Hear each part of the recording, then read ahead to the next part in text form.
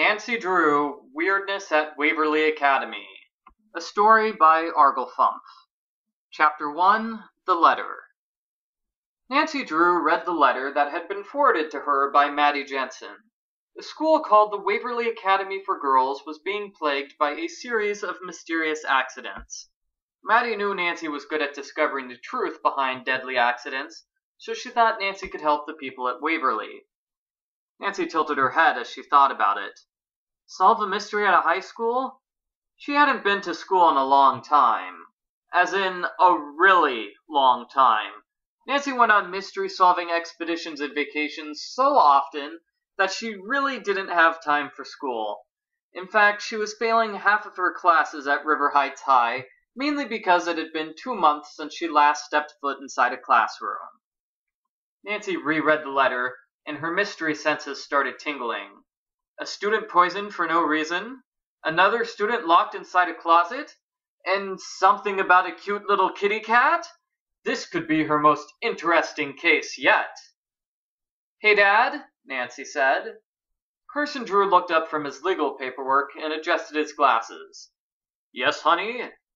"I'm going to need you to write a form to get me out of school this week," Nancy said. "Again?" Carson asked. "There's a mystery for me to solve in New York," Nancy explained. "Again?" Carson asked. "Again," Nancy said.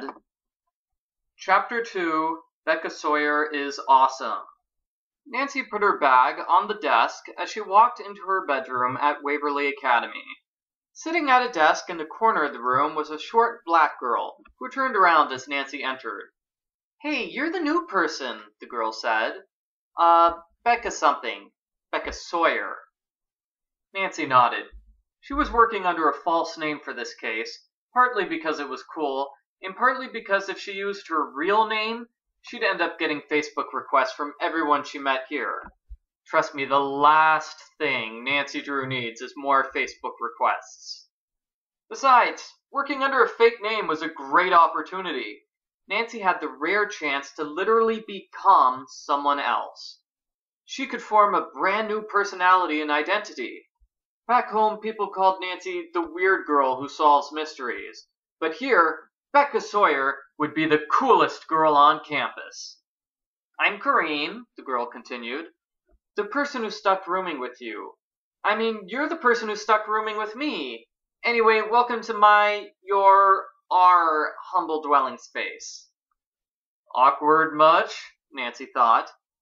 "So, what happened to the girl who used to live here?" Nancy asked. "Danielle? She had kind of a bad experience," Corine said. "She got locked in a pitch-black closet overnight.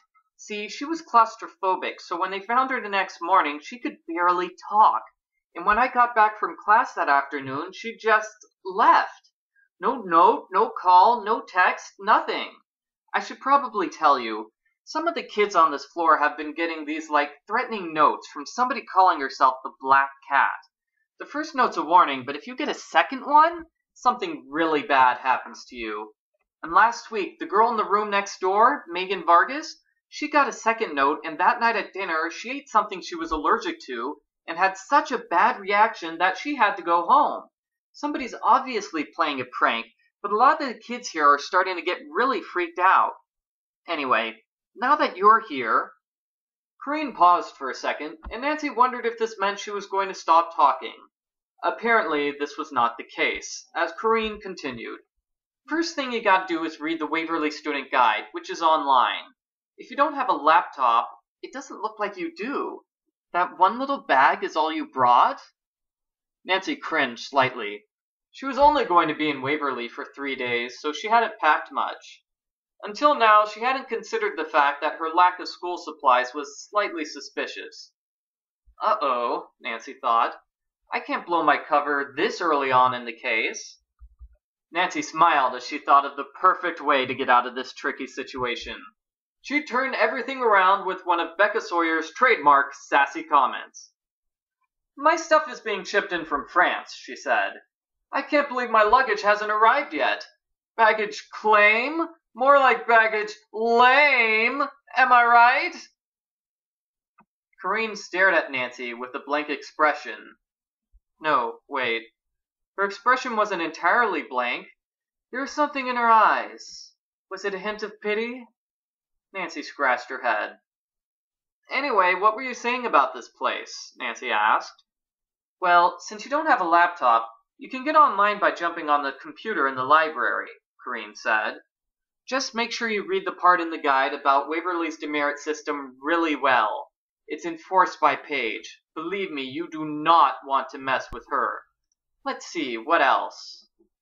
Nancy wasn't worried about demerits. Sure, Nancy Drew got detention a lot, mostly for skipping classes in order to follow suspects, but Becca Sawyer never got in trouble.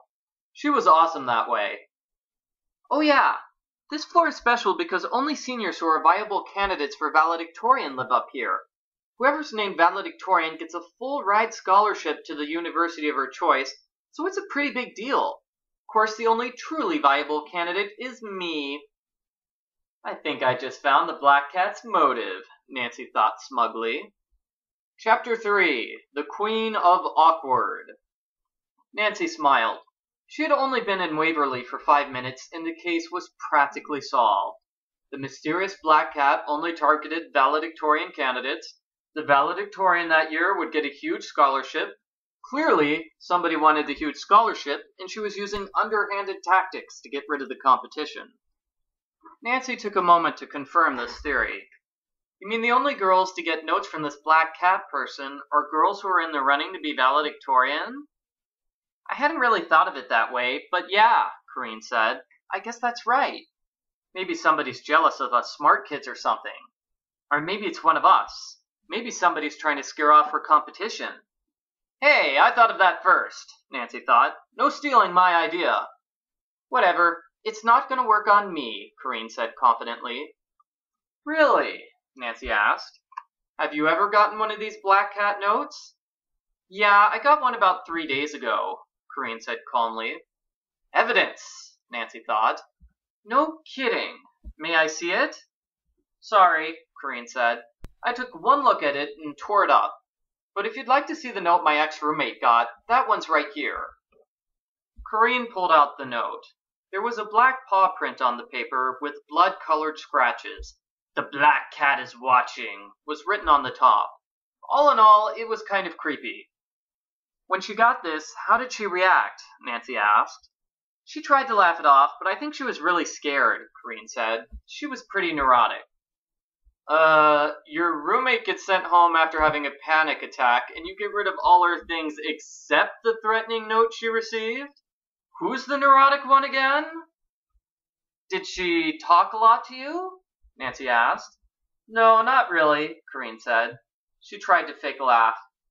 I mean, you've probably said more to me now in the past 5 minutes than Danielle said to me in this past month. No comment, Nancy thought.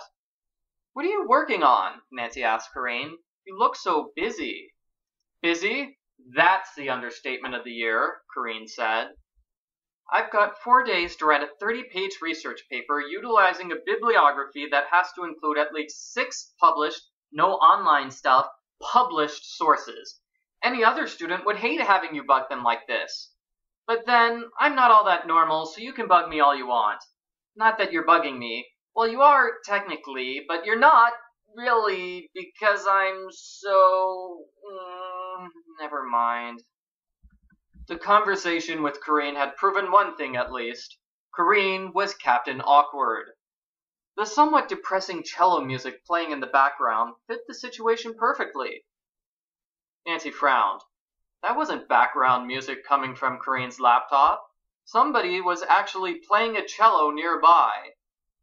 Where's that cello music coming from? Nancy asked. Next door. That's Mel Corbliss. Does she ever stop playing? Nancy asked. Depends on her mood, Corine said. When she's really, really down, I bet if they didn't give demerits for making noise after hours, she'd play that thing 24/7. Interesting, Nancy thought. A depressed cellist. Well, I guess I'd better go start meeting people, Nancy said. Yeah, I guess you'd better, Corine said wistfully. Her royal awkwardness seemed upset to end a conversation with the only person who was willing to talk to her. I'm not so bad, right? What do you mean? Nancy asked politely, pretending she didn't know that Corine was talking about her social awkwardness. It's just that, well, you're about to find out that I'm not exactly the most... Corine sighed. Never mind. You'll see soon enough. With that, Corine turned around and returned to her research paper.